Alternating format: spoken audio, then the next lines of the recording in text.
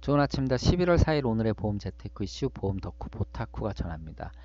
자, 사회초년생들이 투자 사기를 많이 당하고 있는데 어떤 내용인지 한번 살펴보도록 하고요.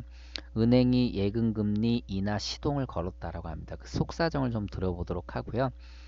그리고 버핏이 보유하고 있는 현금성 자산이 역대 최대치라고 합니다. 과연 왜 이렇게 투자처를 못 찾고 있는 건지에 대해서 그 속사정을 한번 보도록 하겠습니다. 자, 내년 증시에 대한 전망 전문가 이야기 들어보도록 하고요. 연 5%짜리 적금도 있다라고 합니다. 이 기사도 한번 같이 보도록 하겠습니다. 자, 사회초년생 울리는 투자 사기 검은 손에서 여기서 뭘 꼽았냐면 첫째, P2P 개인 간 거래 대출 같은 거죠. 그 다음에 유사 투자 자문업 그리고 가상화폐 세 가지를 꼽았는데 P2P 같은 경우는 뭐 유명한 게 보통 부동산 P2P 같은 건 어떻게 보면 좀 안전합니다. 규모도 굉장히 큰데 이 P2P 시장이 무려 2010년, 15년에 비해서 127배나 커지면서 민원이나 사기건들이 엄청나게 증가했다고 합니다. 사실 대출 같은 경우는 이제 그 대출을 해주는 그 어떻게 보면 담보물이 굉장히 중요한데 P2P 같은 경우는 이제 피어 투 피어라 해서 개인 거래다 보니까 뭐 예를 들어 제가 경험한 걸로 말씀을 드리면은 뭐 비상장 주식을 갖고 한다거나 또는 뭐 어떤 재고 자산을 갖고 하는데 사실 비상장 주식이나 재고 자산에 대한 평가는 쉽지 않은 일이다 보니까 이러한 데서 그러한 문제점들이 충분히 발생될 가능성이 높다라고 말씀드립니다. 거기에다가 뭐 무등록 불법 영업까지 할 수 있고 과장 광고 이런 게 충분히 가능하기 때문에 피해를 많이 보는 것 같고요. 그리고 이제 유사 투자 자문사 뭐 쉽게 내죠.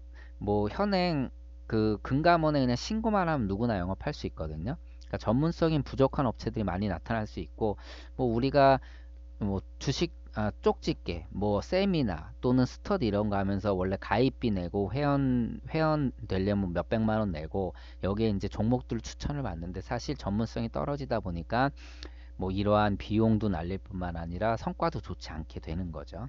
그리고 뭐 코인 가상화폐에 대한 시장은 지금 뭐 장난이 아니죠.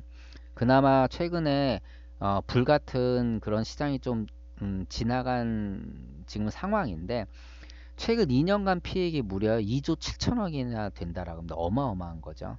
코인 같은 경우도 상장을 할 수 있고 이런 걸 ICO라고 하는데 뭐 큰 기업과 연계해서 뭐 지방과 연계해서 우리가 어떻게 해서 이 코인이 상장된다라고 얘기하는데 완전히 무에서 유를 창조를 시킵니다. 정말 이거 뭐 예를 들어서 가상화폐 같은 경우는 이렇게 어떻게 보면 그 무형이잖아요. 그래서 뭐 돈도 발행할 땐 적어도 조폐공사에서 발행할 땐 비용이 들어가는데 이것도 굉장히 적게 들어 어떤 시스템만 갖추면 되는데 충분히 불법을 저지르기 쉽고요. 이게 또 혹하기 쉬운 그러한 대상입니다. 특히 이제 ICO 가면 장난 아니게 그 뻥튀기가 되죠. 근데 이러한 사례들이 이전에 있다 보니까 이러한 것들을 갖고 말하기 쉽고 또 듣는 사람은 잘 모르다 보니까 많이 당하는 건데 또 이걸 일부러 속이는 게 아니라 그 사람들도 그게 정말인 줄 알고 또 투자를 유치하는 거죠. 여기서 보면 뭐 P2P 대다수 피해자가 재무설계사를 통해서 유혹당했다. 그러니까 재무설계사들은 기존의 고객을 보유하고 있고 그 고객과 어느 정도 유대관계가 있고 신뢰가 쌓여 있다 보니까 그 사람을 믿고 투자를 하는데 결국 결과가 좋지 않게 되는 거죠. 무튼 일단 기본적으로요. 원금 보전 아니고요. 시장 이자율보다 급격히 높다? 아니다라는 거죠. 이런 쪽엔 투자하는 것은 굉장히 위험합니다. 그렇기 때문에 정말 하려면 제대로 공부하고 내용을 제대로 파악하고요. 그렇지 않으면 섣불리 손대지 않는 것이 좋다라고 생각을 합니다.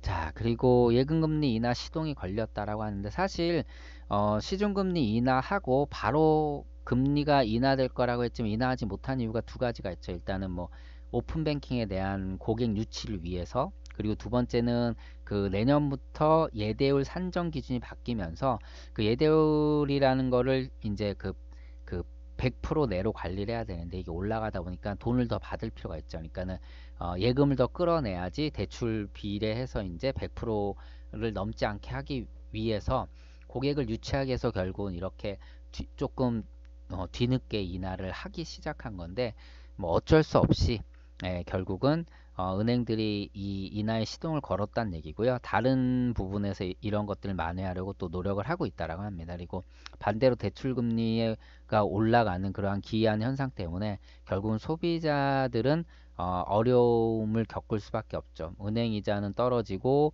되레 대출 이자가 올라가면서 금융비용이 올라가니까 다양한 방면에서 이런 것들은 좀 그 상쇄시킬 그러한 그 노력들이 좀 필요할 것으로 보입니다.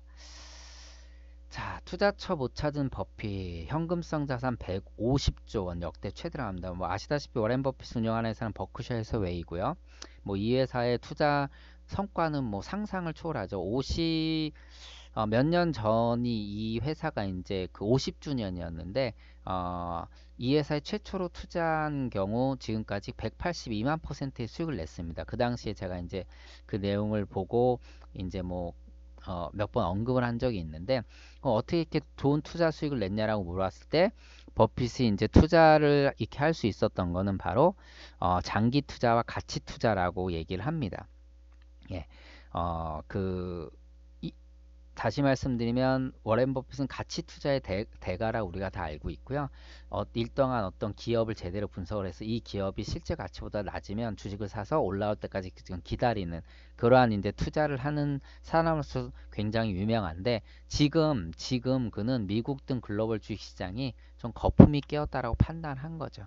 그렇기 때문에 당분간은 투자를 머무르고 있다. 제가 이제 얘기하고 싶은 이 부분이었는데 어느 정도 티핑 포인트에 있는 것이 아니냐라고 보는 것이 맞다라고 얘기를 하고 있습니다.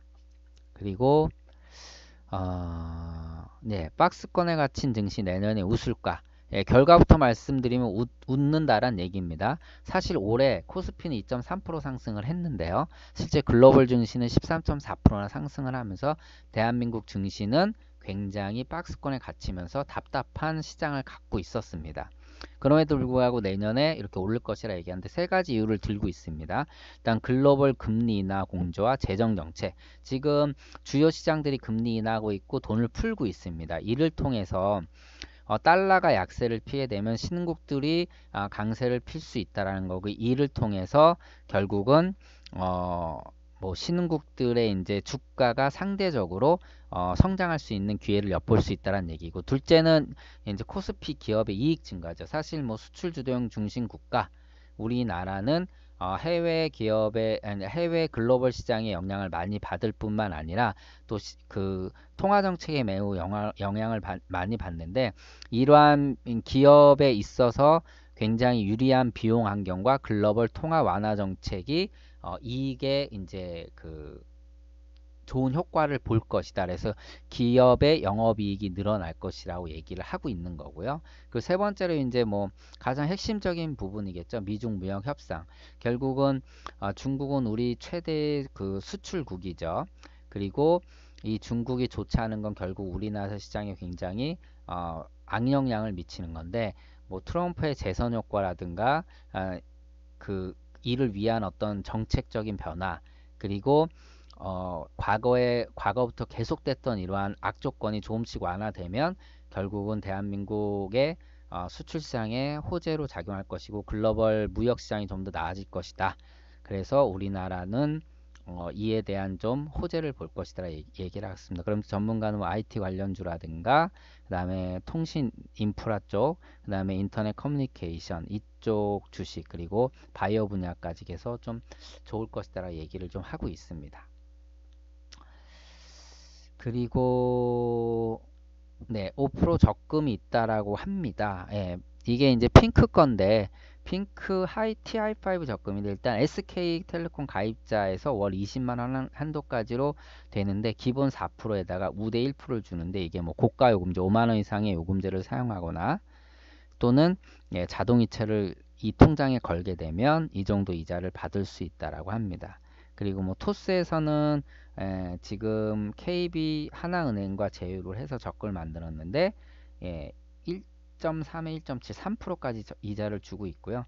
페이코나 카카오페이는 각각 하나랑 그 다음에 NH증권이랑 투자증권이랑 제휴를 해서 CMA 통장을 만들 수가 있는데 뭐 한도가 있기는 하지만 3.65%, 3.5% 이건 수시 입출이 가능하죠.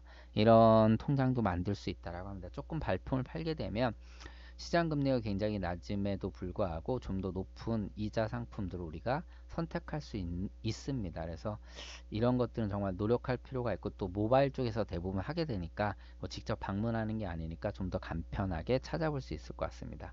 자, 11월 시작하는 날입니다. 예, 그 멋진 한 달 시작하시길 바라고요. 건강 유념하시고요. 보험 덕후 보타쿠였습니다. 고맙습니다.